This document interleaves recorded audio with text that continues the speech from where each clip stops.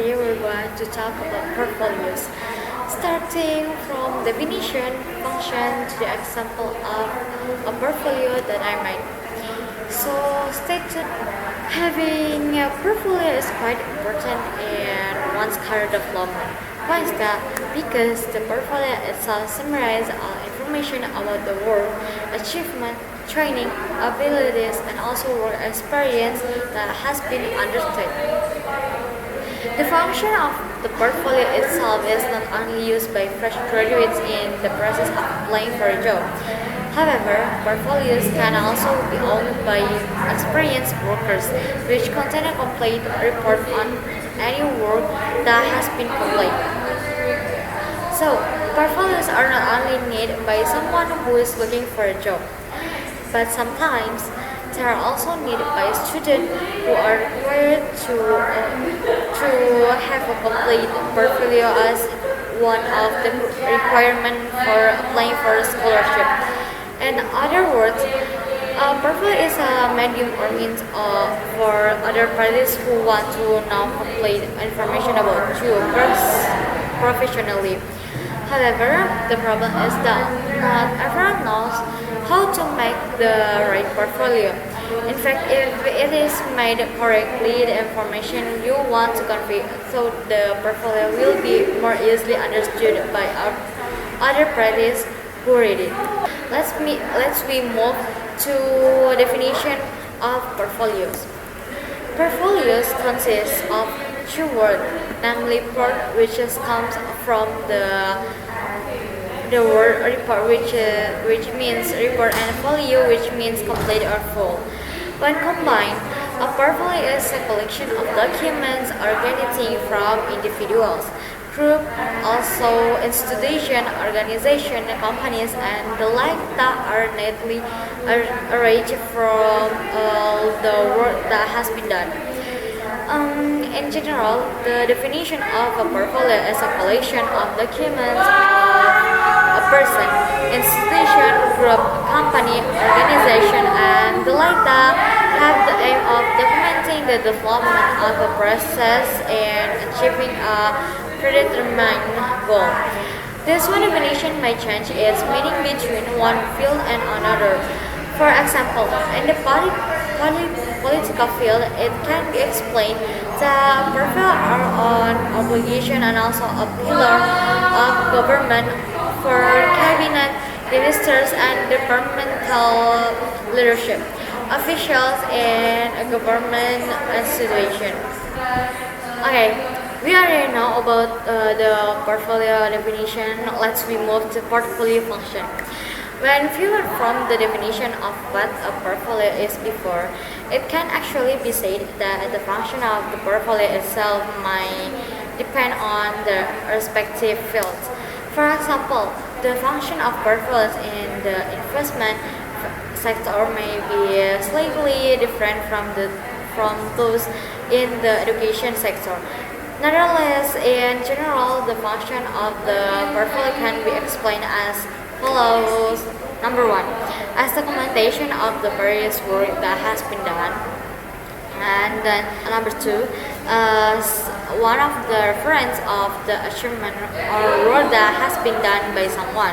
And the third is as a source of information on work experience with the best work or the best achievement that have been achieved.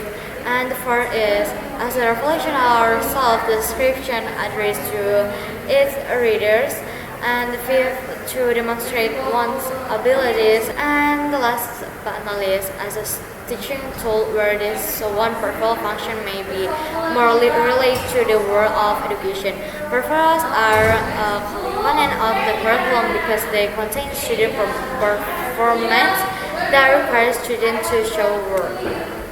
Okay, let's we know about portfolio benefits. Creating and having your own portfolio will certainly bring a lot of benefits. One of which is in terms of career and work. Some of those benefits are increased credibility. Portfolio serves tangible evidence of your skill and experience. This makes you more interest by clients. Colleagues are potential employers because they can directly directly see the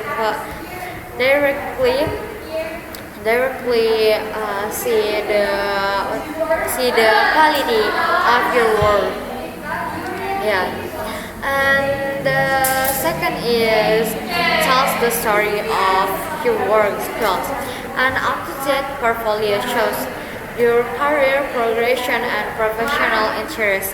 It helps others to assess your overall capabilities, including any hidden potential you may not have realized.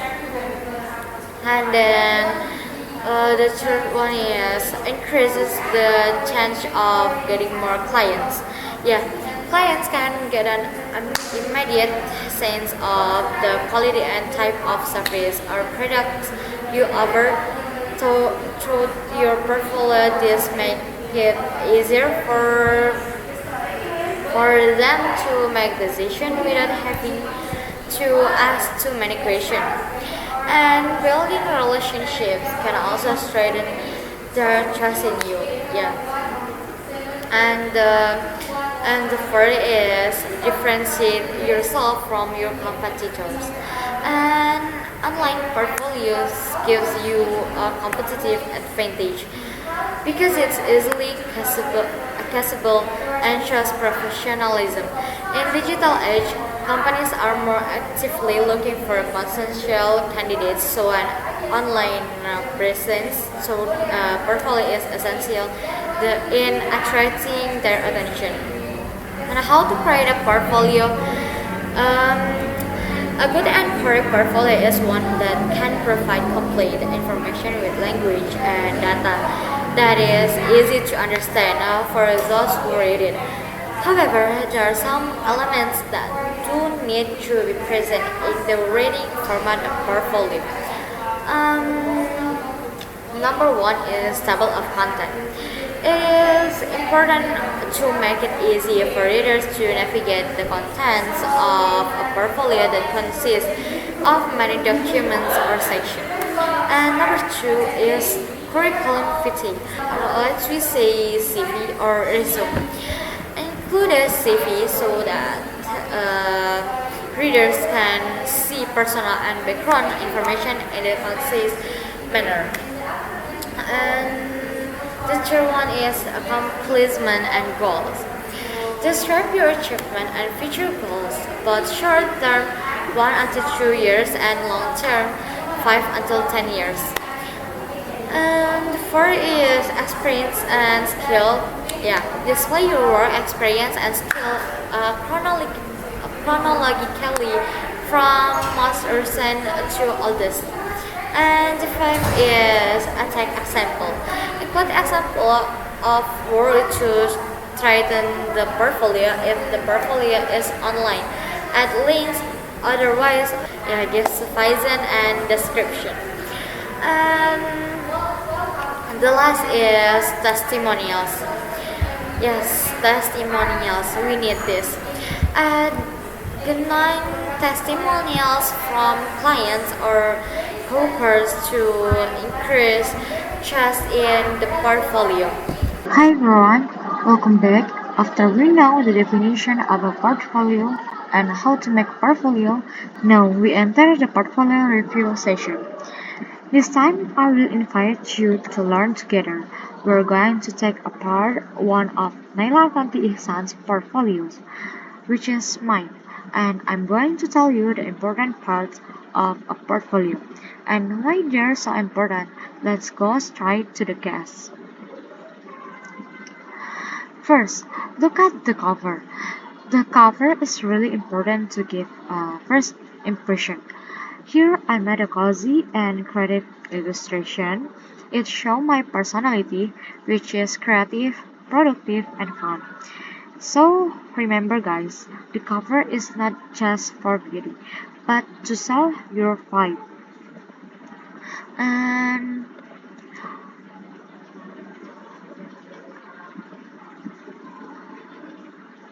And enter the hello section. This is a short introduction who you are, a little background, and what your personality is like. Try to match the tone of this introduction to your field. Do you want formal, casual? You can customize. Now, really important, contact information. In my portfolio, you can see my name, email, and phone number. If an HR or client is interested, it's easy to reach out to you. Moving on the language and education section, here I show that I'm bilingual using both Bahasa Indonesia and English. This is a huge plus for global world. The education timeline is also neatly organized, so it's easy for readers to understand the academic journey. Now, this is the most exciting part, my skill. Here I choose colorful sticker shapes to list my skills. They're graphic design, content creator, prototyping, Java CSS, mobile development, and more. In the skills section, make sure the skills you write are relevant to the field you are targeting and display them in an attractive visual way like this. Don't forget to include software skills. This is software that I'm good at like Shooter, Figma, CapCut, Facebook, and others. And we're now getting into the super important parts of the portfolio. Yes, project, experience, and certificates, of course. Let's break down one by one why this section are so important to show your value. Let's go. I put the web design project here, complete with a short description. If you say you are a UI UX designer or web designer, or you say you are web development or app development, you must show examples of real project like this. This is concrete proof that you really can do it, not just say it. Well, as a preview of the design too. This is cool because client or HR can immediately see the quality of your work without having to ask long questions. Yes, in here I put the feature in my project and language that I use or tools that I use. Okay, move to a project, and here I put the link project that I already make. Moving on to app project, it's still consistent. I made the layout simple but clear. There's an app design, there's a description, there's a visual. And if possible, add an interactive prototype like link GitHub in here or like Figma link. If here here I put my GitHub link. If you sign it online, so they can click on it. But for visual portfolio, this is already on point. Then there's an experience session. This is so cool. You can showcase your internship, a small internship experience at startup lab and at startups um, at Spurt.id and other startups. Plus, you can add the company logo. This is I make this makes your experience look are credible.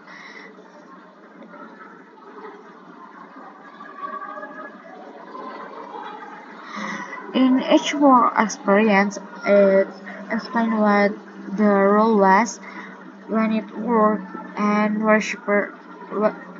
where super complete. Why is this important? Because recruiters can immediately see, oh, she has worked in the creative field before. It must be a quick adaptation. And finally, their certificate. Yeah, you can put certificates of training and course here. It's proof that you're consistently learning and updating your skill. There are certificates for design, coding, and more. This adds value to your portfolio. So guys, from this page we learn a strong cover to make a first impression, short interaction and clear contact information, education and language to let HR know your background, skill and software creatively package for easy reading, and of course everything should be packaged in a style that show your own personality. And project showcase web or app to showcase real skills, experience to prove you have hours of experience, and the last one is certificates to prove you're actively upgrading yourself. I think that's all enough. Um, I'm sorry if I have many mistakes. And thank you guys. Bye bye.